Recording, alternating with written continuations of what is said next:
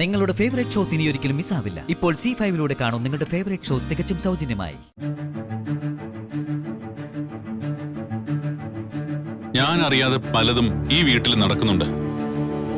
അതിന്റെ എല്ലാം പിന്നിൽ നീയാണെന്ന് എനിക്ക് അറിയാൻ ശ്രേയേ. ഞാനറിയാതെ നീയും പലതും ചെയ്യുന്നില്ലേ? അതൊക്കെ ഞാനും അറിയുന്നുണ്ട്. ഞാനാണ് നിന്നെ ഈ വീട്ടിലേക്ക് കൊണ്ടുവന്നത്. അത് പലപ്പോഴും നീ മറക്കുന്നുണ്ട്. എന്റെ വഴികൾ തീരുമാനിക്കുന്നത് ഞാനാ, അല്ലാതെ നീയല്ല. നിന്നോട് ഗംഗ ഇവിടുന്ന് കൊണ്ടുപോകാന്ന് ഞാൻ പറഞ്ഞിട്ടുണ്ടെങ്കിൽ കൊണ്ടുപോകുക തന്നെ ചെയ്യും. ശരി, സമ്മതിച്ചു. അതിനെന്തിനാ നീ മാളൂനെ ഉപദ്രവിക്കാൻ നോക്കുന്നത്? മാളൂന് വേണ്ടി മഹിയേട്ടൻ എന്നെ വിവാഹം കഴിക്കാൻ തന്നെ പോകുന്നത്. അപ്പൊ നീ മാളൂന് ഉപദ്രവിച്ച അതെങ്ങനെ ശരിയാവും നകുൽ? എന്റെ വഴിയിൽ തടസ്സമായി വരുന്നതിനെ മാറ്റി നിർത്തിയില്ലെങ്കിൽ പിന്നെ എനിക്ക് എങ്ങനെ മുന്നോട്ട് പോകാൻ പറ്റും? അതിന് എന്നെ തന്നെ നീ ദ്രോഹിക്കണോ? ശ്രേയേ, നീ എനിക്ക് ഒരു പാലം മാത്രമാണ്. ഈ കൈലാസത്തിലേക്കും ഗംഗയുടെ അടുത്തേക്കും എത്താനുള്ള വെറും ഒരു പാലം. നീ എന്താ പറഞ്ഞു വരുന്നത്? അത് ഞാൻ വ്യക്തമായിട്ട് പറയാം. ഗംഗ ഇന്ന് ഈ വീട്ടിലെ ജോലിക്കാരി മാത്രമല്ല. അവൾക്ക് വിലയായിട്ട് ഞാൻ ഉറപ്പിച്ചിരിക്കുന്നത് ലക്ഷങ്ങളാ. ആ മുതലല്ല നീ പാടുകൾ ഉണ്ടാക്കിയിരിക്കുന്നത്. അത് പിന്നെ അങ്ങനെയൊക്കെ ഓരോന്ന് സംഭവിച്ചു പോയതാ. ഇനി മേലാൽ അങ്ങനെ സംഭവിക്കരുത്. സംഭവിച്ചാൽ നിനക്കും പല നഷ്ടങ്ങളും സംഭവിക്കും. എന്തു നഷ്ടം? നിന്നെ ഇവിടെ കയറ്റാൻ അറിയെങ്കിലേ ഇറക്കി വിടാനും എനിക്കറിയാം. അങ്ങനെ ഞാൻ ഇറങ്ങേണ്ടി വന്നാലേ എനിക്കൊപ്പം നീയും ഉണ്ടാവും. നീ എന്താ കരുതിയത്? എന്നെ ചതിച്ചിട്ട് മഹിയുമൊത്ത് സുഖമായിട്ട് ജീവിക്കാന്നോ? അതൊരിക്കലും നടക്കില്ല. നീയാണ് എന്നെ ഇവിടെ കൊണ്ടുവന്നതെന്നും അതിന്റെ ലക്ഷ്യം എന്താണെന്നും മഹി അറിഞ്ഞ എന്താവും സ്ഥിതി? നകുൽ, വേണ്ട.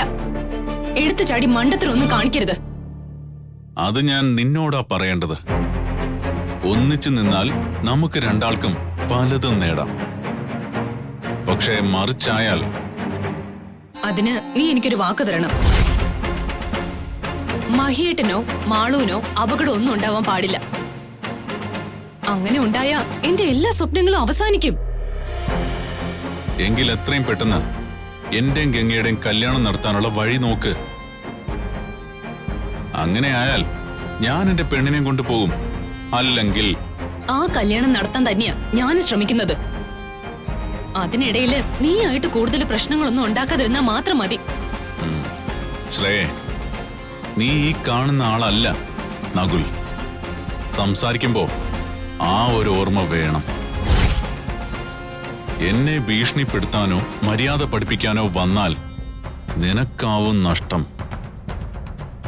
ഗംഗയ്ക്ക് വില പറഞ്ഞെടുത്ത് ഒരാളെ കൂടി കൊടുത്താ അവര് സന്തോഷത്തോടെ സ്വീകരിക്കും.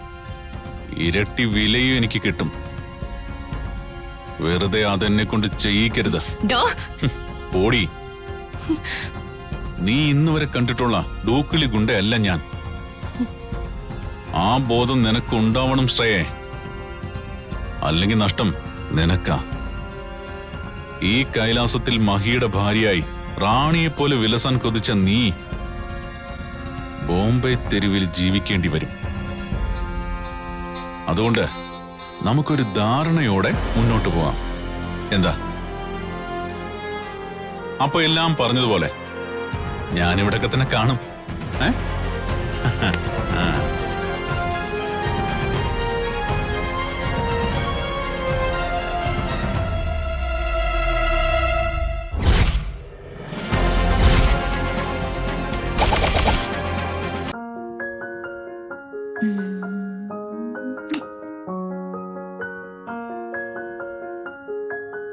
ഗംഗ ഇങ്ങനെ എപ്പോഴും എന്റെ കൂടെ ഉണ്ടാവണം എന്ന് മാത്രമേ എനിക്ക് ആഗ്രഹമുള്ളൂ.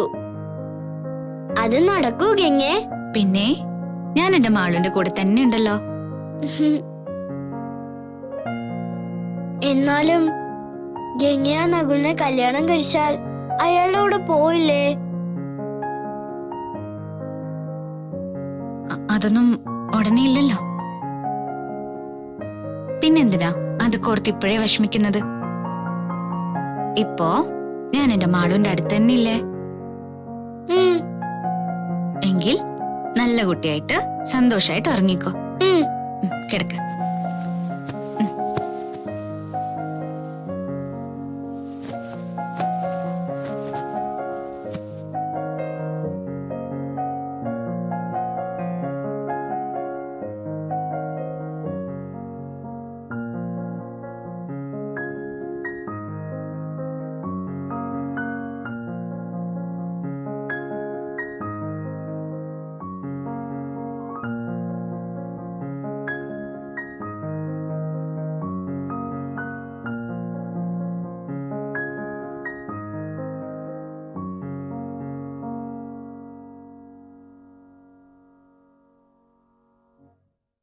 ഞാനൊരു കാര്യം ചോദിച്ചാ മാളുന് വിഷമാവോ?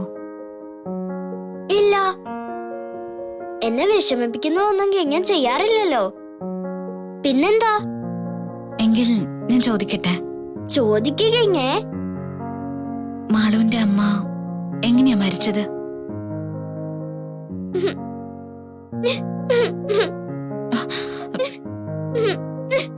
മോളെ, മാളു കരയല്ലേ? മാളു കരയല്ലേ? വാ. മോളെ വിഷമിപ്പിക്കാനല്ല ഗംഗ അത് ചോദിച്ചത്. മോളുടെ അമ്മയ്ക്ക് എന്താ പറ്റിയെന്ന് അറിയാനുള്ള ആകാംക്ഷ കൊണ്ട് ചോദിച്ചതാ. എനിക്ക് ചോദിക്കാൻ ഈ വീട്ടില് മോളും മഹേട്ടനും മാത്രല്ലേ ഉള്ളൂ? എനിക്ക് എന്റെ അമ്മ ഒത്തിരി ഇഷ്ടമായിരുന്നു. എന്റെ അമ്മ പാവായിരുന്നു. എന്നെ ഒരുപാട് ഇഷ്ടമായിരുന്നു. കരയല്ല മോളെ. എനിക്ക് എന്റെ അമ്മ ഒത്തിരി ഇഷ്ടമായിരുന്നു. പക്ഷെ എന്റെ അമ്മ എന്റെ അടുത്തുനിന്നും പോയി. മോള് വിഷമിക്കല്ലേ. മോളെ സങ്കടപ്പെടുത്താൻ വേണ്ടി ചോദിച്ചതല്ല, അറിയാതെ ചോദിച്ചു പോയതാ. മാളു കരഞ്ഞ എനിക്കത് ഒരുപാട് സങ്കടാവും.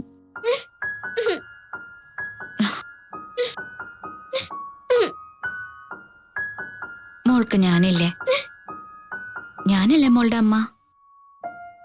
അതെ, എനിക്ക് ഗംഗ എന്റെ അമ്മയെ പോലെ തന്നെയാ. ചിലപ്പോഴൊക്കെ എന്റെ അമ്മ മിണ്ടുന്ന പോലെയാ ഗംഗ മിണ്ടുന്നത്.